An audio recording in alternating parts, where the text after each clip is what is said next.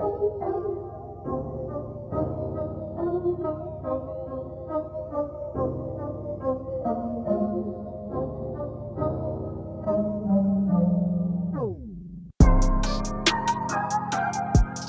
up YouTube? Welcome back to my channel. Today we hit two thrift stores. The first one being a small mom and pop, and the second one a Goodwill. Let's go find some profits. Let's go. Alright, here we are, episode number 5. The weather sucks, but it ain't gonna stop me from finding some profits. Our first stop here is at a small mom and pop store. I really love these type of stores because sometimes they get overlooked by people going to the major ones like Goodwill, Salvation Army, etc. But you can find some hidden gems in here because they are overlooked. Is it not writing? Here, try this one. We can use them.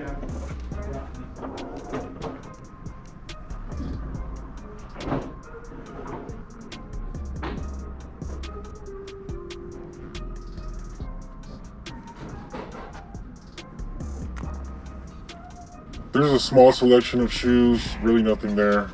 It's all good. Let's move on.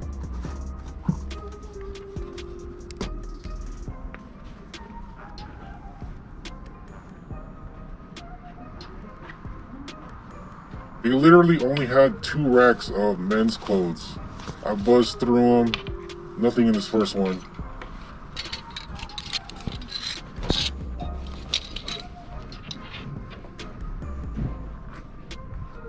And I thought this was really cool. This is a vintage shoe shining station. They were asking $1,000, but it was on sale for $300 that day.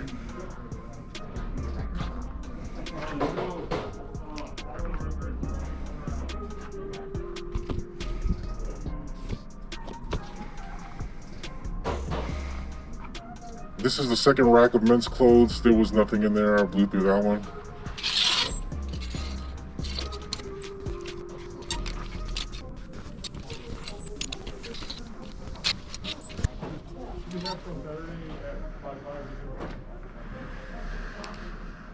Just pull the tag off of it so they know that nobody else grabs it. Okay. Thank you. I see this Samsung DVD VCR combo.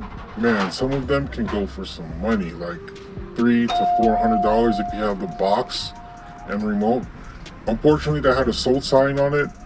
I pulled these sealed Harry Potter VHSs, and they weren't worth money, as you can see.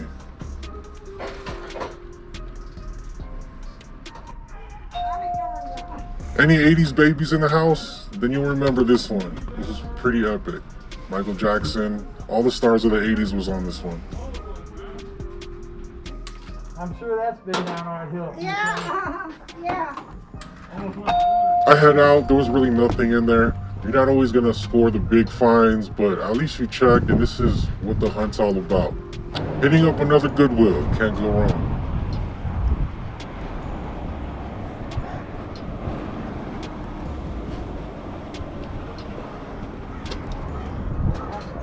Hello. Scanning the case, didn't really see anything.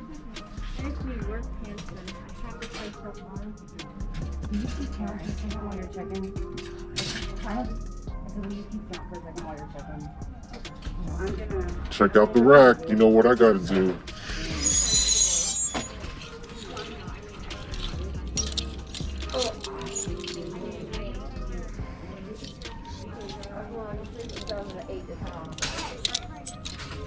Nothing on this one. I thought that was a Kuji.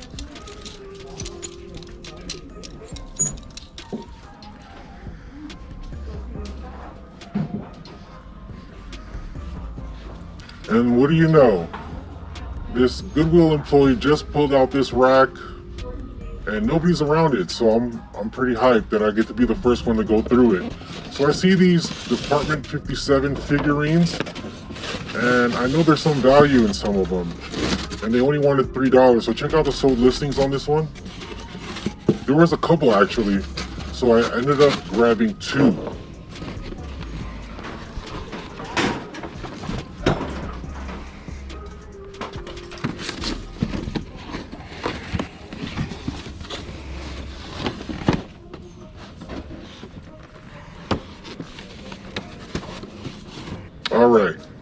is the lesson of the day. Tell me if you could spot something that would be interesting to you. Can you see it? Let's do it again. Bam! A new clothes rack alert. So in my previous videos, you hear me preaching about it, and you'll see why right here. As I pull up, I see another lady. She must watch my videos because she was the first one to go through it. Just waiting my turn, you know, that social distancing, you know, that 6 feet apart.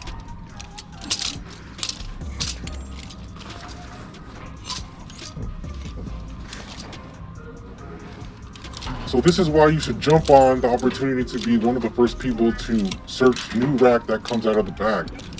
Unfortunately, this one was a reprint, only worth about 10 bucks. There's a whole bunch of them floating around, so you gotta be careful. If this one was a true vintage piece, it's an easy $200-300.